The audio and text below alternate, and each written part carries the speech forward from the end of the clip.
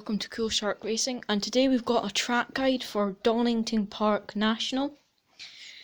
And first we're going to have a video of just the replay of the lap, and then an in-depth look at the lap so you can see exactly what I'm doing.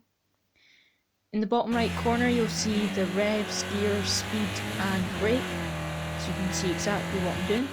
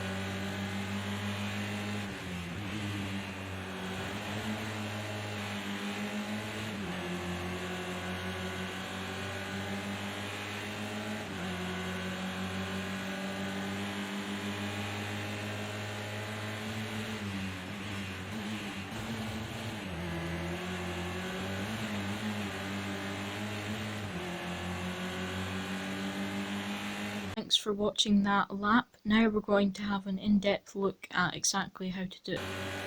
Coming to turn 1, the braking zone is at just before the final board on the right hand side. We're going to want quite a late apex, just after these 3 cones you want to be hitting your apex.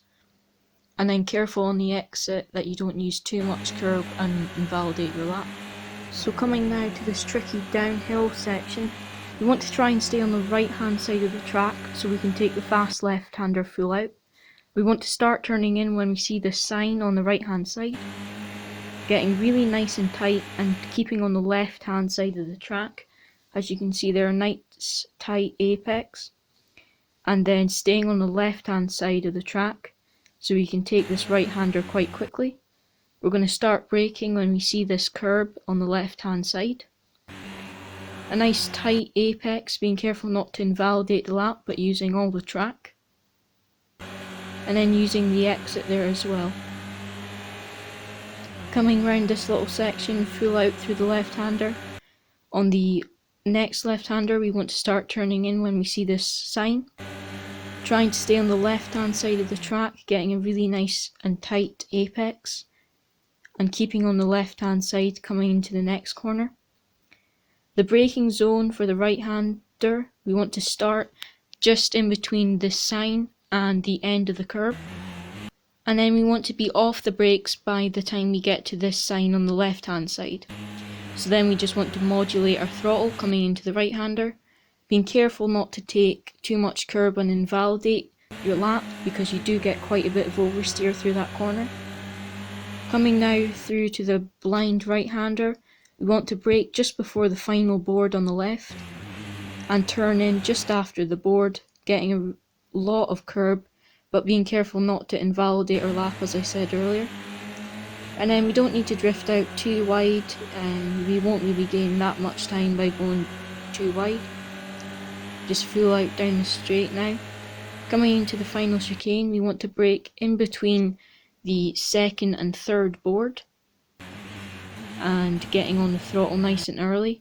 We want to take quite a lot of curb but being careful not to invalidate our lap.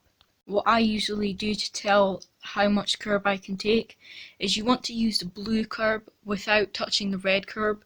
Normally if you're using the red curb you're going to invalidate your lap, so certainly on the right hand section you don't want to be touching the red curb. On the left hand side it lets you away with just a little bit of the red curb, but you really just want to be on the blue curb so you don't invalidate your lap. Thanks a lot for watching that track guide. I hope this helps you improve your lap times as well.